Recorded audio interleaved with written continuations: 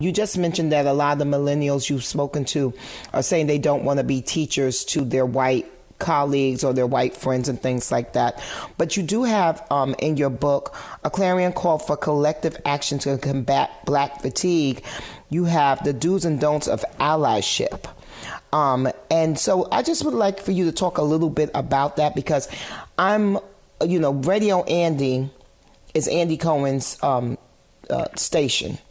And I never forget, like maybe a month ago, maybe a little bit more than that, we were talking about everything that was going on. And a caller called in to Andy's show and asked me something about, what should I do? And I was like, I'm not really here to do this with you.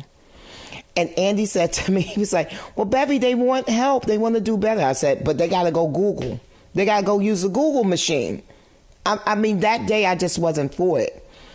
That's not to say that every day I'm going to be like that, but that particular day, I was just fed up and I didn't have anything to give. So let's talk a little bit about what allyship looks like.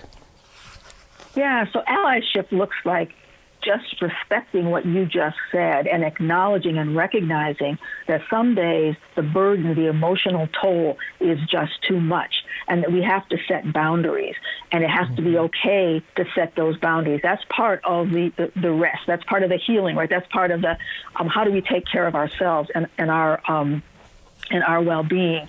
And a big part of allyship is doing your own work. It is, so my generation, we didn't have Google when I first started this work, right? We didn't have all of that. And so when the millennials were telling me, that it's not our job, I'm like, oh, it's not. I'm like, I thought it was my job, but I'm coming along. I'm coming along to say, okay, y'all need to do your own work. I was shocked, so shocked when these corporate leaders came out, as a result of the current, protests, and were saying, we didn't know racism was such an issue. Right. I've been doing this work for 36 years. What you did wasn't listening to me and others. I mean, I'm not the only one doing this work, but my point is how could you not know?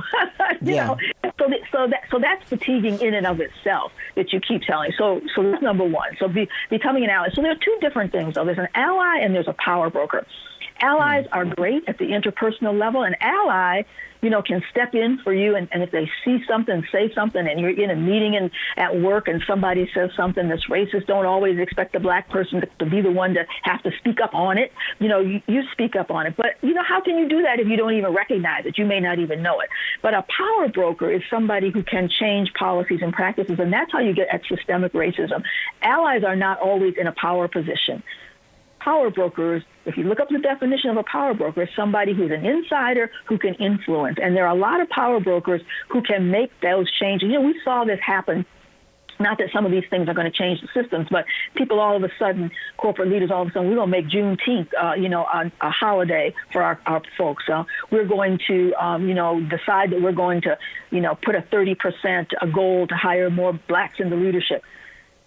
They have the power and control to make those decisions. You have the power and control to say Black people will no longer be underpaid. You can look at your data and you can change those things.